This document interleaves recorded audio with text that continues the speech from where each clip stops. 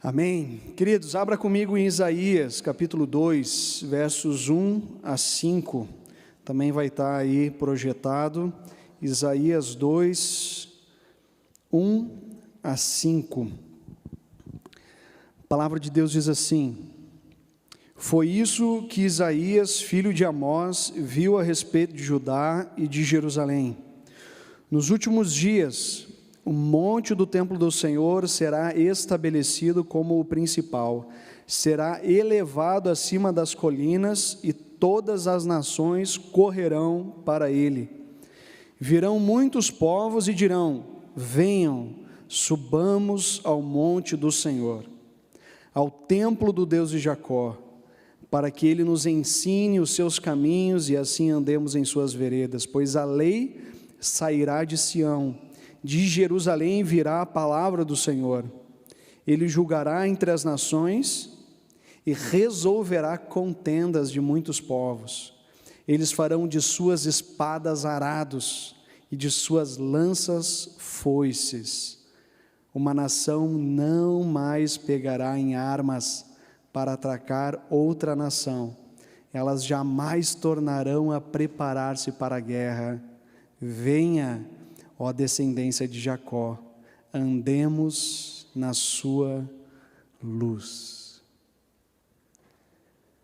O profeta Isaías, é dito que ele tem uma das visões mais profundas, a semelhança de João em Apocalipse. Isaías ele tem a oportunidade de desvendar um pouquinho daquilo que Deus irá fazer. Esse tempo de advento nós falamos sobretudo da vinda de Jesus, e quando nós falamos da vinda de Jesus, nós estamos falando daquilo que haverá de acontecer, a esperança que nos move. E Isaías aqui tem uma visão tão linda, aonde ele termina essa parte dessa visão dizendo que nenhuma nação mais se preparará para a guerra, porque haverá paz. Não é uma visão maravilhosa? Não é a visão cuja visão nos dá esperança em nossos dias? Mas todo profeta, assim como o profeta Isaías, eles têm normalmente dois cenários diante deles. Eles têm um cenário de euforia e de alegria, que era um primeiro momento daquilo que Isaías estava anunciando. O povo vivia um tempo de prosperidade, o povo vivia um tempo em que tudo que eles plantavam vingava, eles colhiam, eles viviam um tempo de muitos recursos e muita prosperidade, nesse tempo em que Isaías anunciava. Mas também em outro momento, Isaías anunciou para um povo disperso, um povo sofrido, um povo sem esperança, um povo que vivia em profundo sofrimento. Então o profeta ele anuncia, ora para um momento de grande alegria e ora para um momento de grande sofrimento. Eu acredito que a gente precisa crescer no discernimento dos sinais que Deus permite que aconteçam nas nossas vidas. Como você encara a alegria nos teus dias? Como você encara o sofrimento nos seus dias? Certamente, quando a gente encara a alegria, certamente você teve muitos momentos na sua vida em que você quis congelar o momento, não teve? Momento de realização, momento de profunda conquista. Você queria, puxa, se eu pudesse congelar esse momento da minha história e eu viver alegremente com tudo isso que eu estou passando, com tudo isso que eu estou conquistando. E você fica como deslumbrado diante da alegria, diante das conquistas que você realizou. Como normalmente nós lidamos com a alegria? Muitas pessoas tornam Deus desnecessário no tempo de alegria. Nós não precisamos de Deus. Nós temos autonomia, nós conquistamos, nós podemos realizar, basta querer. Não existe limites. Se eu quiser, eu faço o curso que eu quero, eu conquisto o que eu desejo, eu viajo para onde eu quero, e assim por diante. Deus se torna desnecessário. Salomão falou algo muito parecido em Eclesiastes. Ele disse assim: não me neguei nada que os meus olhos desejaram, não me recusei a dar prazer algum ao meu coração. Muitas pessoas vivem o contexto das suas vidas a partir dessa realidade, aonde não há limites em sua história. O povo de Israel, nesse anúncio de Isaías, vivia grande prosperidade sob a liderança do rei Uzias.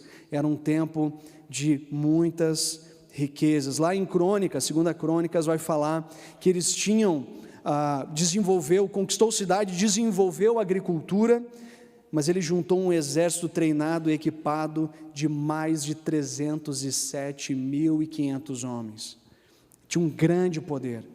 Ele tinha certamente, e a palavra mesmo reafirma que a queda de Uzias, a queda do povo foi o orgulho que eles tinham. Mas o profeta também fala para um contexto de sofrimento, contexto de desesperança. Ninguém em sã consciência quer sofrer, ninguém deseja sofrer. Nós queremos viver sem nunca ficar doente, nós queremos viver sem nunca ter que perder alguém amado em nossa história, nós queremos desenvolver relacionamentos e nunca brigar, nós desejamos enfrentar nenhuma situação complicada com os filhos, nós queremos viver sem sofrer. Como normalmente nós lidamos com o sofrimento, o brasileiro lida com religiosidade. O que você não pode perder para o brasileiro é a fé, não importa que fé, mas não pode perder. Se tem algum resquício de esperança em alguma coisa, e as pessoas creem nas mais diversas coisas possíveis, a religiosidade se torna desnecessária. Por um lado, Deus se torna desnecessário, por outro lado, a religiosidade se torna necessário nas nossas vidas. O que o profeta ele denuncia? Ele denuncia quando os nossos olhos ficam presos na alegria momentânea, ou quando a gente paralisa, por outro lado, com as circunstâncias de sofrimento ao nosso redor. Eu creio que todos nós passamos por momentos, hora de alegria, hora de sofrimento, e o que a palavra de Deus, ela nos narra, é uma narrativa cujo protagonista da história é o próprio Deus. E dentro da história que Deus tem escrito, a primeira coisa delas é que Deus não nos criou por acaso. A nossa história não é obra do acaso. Nós não vivemos na época em que nós vivemos por acaso. O nosso Deus planejou a nossa vida. Nós somos frutos, resultados de um Deus amoroso. Isso faz parte da nossa história. Você não é o resultado de um aglomerado genético aleatório. Você é obra do próprio Deus. Mas a segunda coisa que a palavra narra para nós é que possivelmente a gente tem tomado atitudes da nossa vida a partir de um pressuposto errado, a partir de um pressuposto sem compreender a realidade de Deus nas nossas vidas. Achamos que nós somos o protagonista da história, achamos que nós estamos no centro da história, mas não estamos. E é por achar que estamos no centro da história, e quando a gente perde o controle da nossa própria vida, é que a desesperança nos encontra. Mas o ápice da história, da narrativa bíblica é Jesus. Deus vem ao nosso encontro, revela o seu amor na pessoa de Jesus. Jesus, o roteirista, se torna sujeito da sua própria história. Deus conosco, essa é a história de Natal, esse é o anúncio que nós temos também nesses dias. Só que o convite do profeta, o convite do Novo Testamento, a narrativa da onde vem também o fortalecimento da nossa fé e esperança, aponta para a volta de Jesus. Aponta para a volta de Jesus. Jesus voltará e restaurará todas as coisas. E quando a gente fala do retorno de Jesus, quando a gente fala da restauração de Jesus, a gente está falando da vinda do próprio Deus, restaurando todas as coisas, neste plano da história.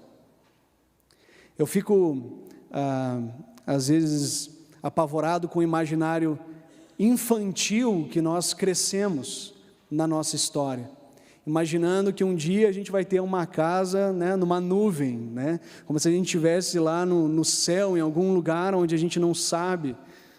Mas se você olhar para as Escrituras, você vai perceber que o jardim do Éden, que Deus havia criado o ser humano para estar, é um lugar físico e geográfico. O que Deus vai restaurar é céus e terra, tem a ver com a nossa história. Deus vai restaurar todas as coisas. Jesus vem ao nosso encontro e Jesus mudará o curso dessa história. Por isso, queridos, existem duas questões que, sem as quais a gente não tem como viver dentro dessa narrativa de Deus hoje. Essa narrativa de Deus que nos impulsiona hoje a viver a nossa fé. Nós vivemos em dias de desespero, mas nós somos chamados a ser um povo da esperança. Mas sem esses dois pontos, sem essas duas verdades bíblicas, a gente vai viver como um povo desanimado, a gente vai viver como um povo amedrontado, a gente vai viver como um povo que está acuado diante das circunstâncias complexas que nós vivemos. Como nós podemos viver os nossos dias com esperança?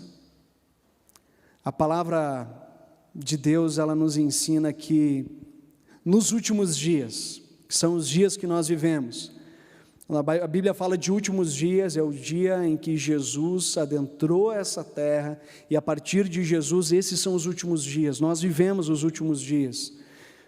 A palavra do Senhor diz, nos últimos dias, diz Deus, derramarei do meu Espírito sobre todos os povos. Isso o profeta Joel fala, e é identificado lá em Atos, capítulo 2, no derramar do Espírito Santo.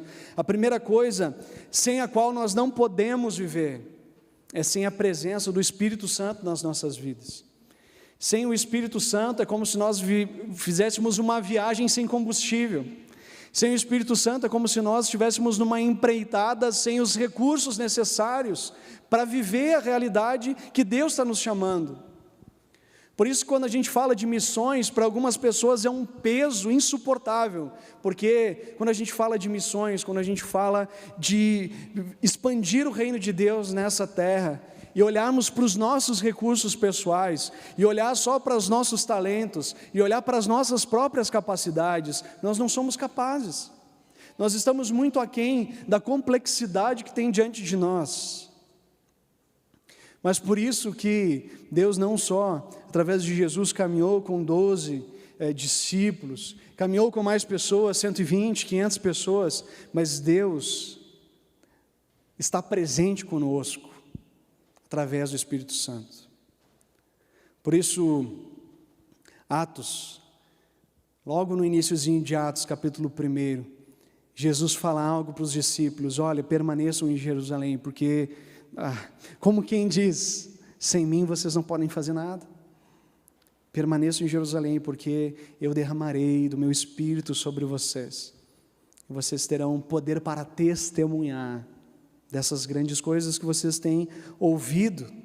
Mas Atos capítulo 4, também o início da igreja, o testemunho da igreja, os irmãos oram, capacita os teus servos para anunciarem a tua palavra corajosamente, estende a tua mão para curar e realizar sinais e maravilhas, por meio do nome do teu santo servo, Jesus. Sem a capacitação do Espírito Santo, a gente nada pode fazer. John Wimber fundou o Ministério Vineyard, ele disse com muita propriedade, quando Deus te chama para uma tarefa extraordinária, Ele fornece recursos extraordinários. Deus nos concede os dons necessários para chegar às pessoas. Deus nos concede as palavras certas para chegar ao coração das pessoas. Deus coloca em nossos corações compaixão, misericórdia, e mobiliza pessoas em torno do que Deus está fazendo. Isso é obra do Espírito Santo. Isso é obra do próprio Deus, porque é Ele o maior comprometido com a sua própria missão. João 14 nos é ensinado a respeito, Jesus falando que obras ainda maiores do que Ele estava fazendo, nós faríamos. E Ele estava falando sobre o Espírito Santo. Em João 15, Jesus vai falar que sem Ele nada podemos fazer. E Ele está falando sobre a presença do Espírito Santo nas nossas vidas. No capítulo 16, Ele nos mostra que sem a comunhão com o Espírito Santo, jamais conheceremos a Jesus, porque Ele disse que o Espírito da verdade nos guiará a toda a verdade, nos ensinará todas as coisas que Jesus nos tem falado. Sem o Espírito Santo, a Bíblia se torna objeto de nosso estudo, mas não transforma a nossa vida em testemunho. E lá em João capítulo 20, Jesus, depois de ter morrido, ressuscitou, apareceu para os discípulos e soprou sobre eles o Espírito Santo. E disse: assim como o Pai me enviou, eu os envio. Sem o Espírito Santo, nada podemos fazer. Somos como que pessoas presas em nossa mediocridade intelectual, refletindo sobre missões, pensando em estratégias, mas sem a capacitação, sem o poder, sem a coragem, não saímos do lugar. Não há como, porque a obra dele, Ele é Senhor sobre a missão, é Ele o maior interessado na vida de cada pessoa. Deus está fazendo a sua obra no nosso meio.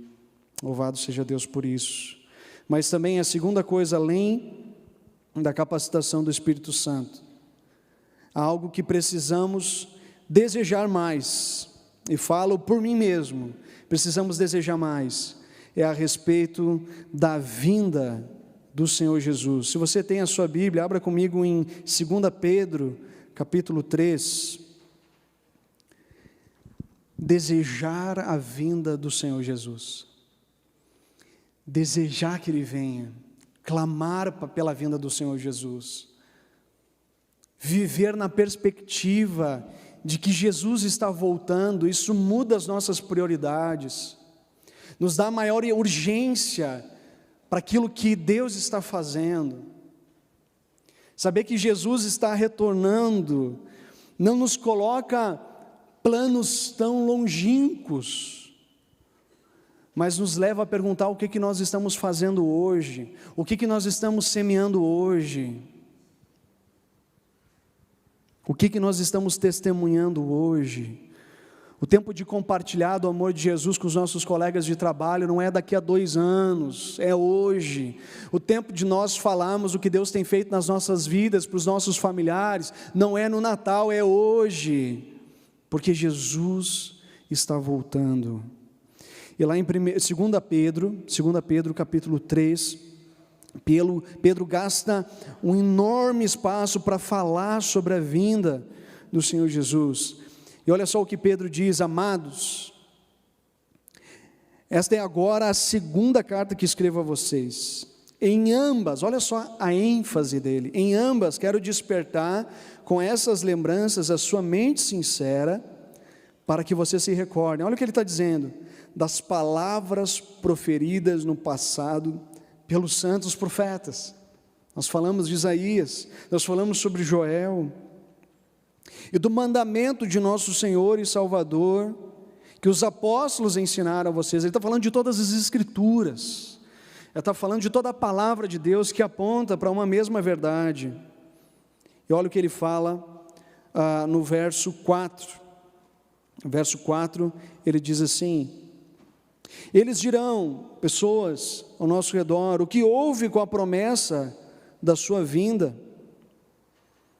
Desde que os antepassados morreram, tudo continua desde o princípio da criação. Olha o que diz o verso 8: não se esqueçam disso, amados, para o Senhor um dia é como 1000 anos, e 1000 anos como um dia. O Senhor não demora em cumprir a sua promessa, como julgam alguns, ao contrário, olha só a razão pela qual Ele tarda em voltar. Ele é paciente com vocês, não querendo que ninguém morra, mas que todos cheguem ao arrependimento. Nosso Deus é missionário.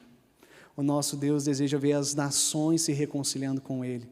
O nosso Deus deseja ver essa conversão da Torre do Babel, que era a dispersão, em uma conversão, em uma reconciliação de todos os povos para a glória de Deus. O dia do Senhor, porém, virá como ladrão. Os céus desaparecerão com um grande estrondo, os elementos serão desfeitos pelo calor, e a terra e tudo que nela há será desnudado. E assim ele continua falando sobre o dia do Senhor, e lá no verso 13, ele diz: todavia, de acordo com a sua promessa, esperamos novos céus e nova terra, onde habita a justiça. Nós vivemos impulsionados pelo Espírito Santo, encorajados pelo Espírito Santo, mas também nós anunciamos a sua vinda.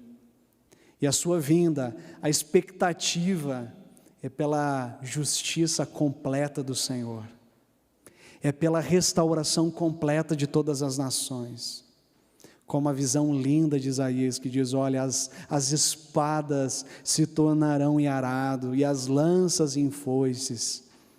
Nenhuma nação se preparará mais para a guerra, porque haverá paz. Pelo que nos movemos, pelo que ansiamos, deslumbrados pela alegria que temos experimentado, ou paralisados pelo sofrimento que advém, ou vibrantes pela capacitação do Espírito, pela comunhão com Deus, e desejosos pela sua vinda, porque haverá um tempo em que todas as coisas serão restauradas, e é para isso que nós vivemos, é para isso que nós passamos os nossos dias, declarando o amor de Deus, vivendo os sinais desse tempo que virá, mas levando pessoas a se reconciliar com Deus. Eu creio que Deus tem nos chamado como igreja a continuar vivendo na direção do que Deus está fazendo, a olhar e a perceber o que o Senhor está fazendo no nosso meio, o que o Senhor está fazendo em Curitiba, o que Deus está fazendo entre as nações. Quando os irmãos trazem a missão lá em Angola, isso não é superior àquilo que também Deus está nos chamando aqui em Curitiba. Nós estamos trabalhando no mesmo reino. Agora, o que não dá é sermos cristãos de sofá, comentaristas da religiosidade alheia, mas vivendo pouco o reino de Deus. Precisamos nos envolver, precisamos nos engajar no que Deus está fazendo. Precisamos, às vezes a gente se pergunta: o que fazer, para onde ir? Comece com o teu vizinho, comece nas tuas relações, a viver do amor de Deus, a compartilhar da esperança que há no seu coração, e à medida que você vai vivendo isso, Deus, quem sabe, vai te convidando a dar outros passos, não passos superiores, porque tudo depende do que Deus está falando ao teu coração. Se Deus está te chamando para algo distante, então vá em obediência. Se Deus não está te chamando, faça o que você tem feito com dedicação, com esforço, com ânimo, sabendo que Deus está fazendo grandes coisas nos nossos dias. E eu não quero ficar de fora, e tenho convidado continuamente os irmãos a estar junto no que Deus está fazendo. Que Deus nos ajude a viver nessa capacitação do Espírito, mas desejosos por essa esperança que há em Jesus. Ele voltará. E o que nós estamos fazendo hoje? Estamos apressando a sua vinda, ou nós estamos perdidos nas alegrias ou nos sofrimentos, mas não percebendo o que Ele está fazendo? Que Deus nos ajude a todos nós a viver o reino dEle nos nossos dias. Amém. Amém.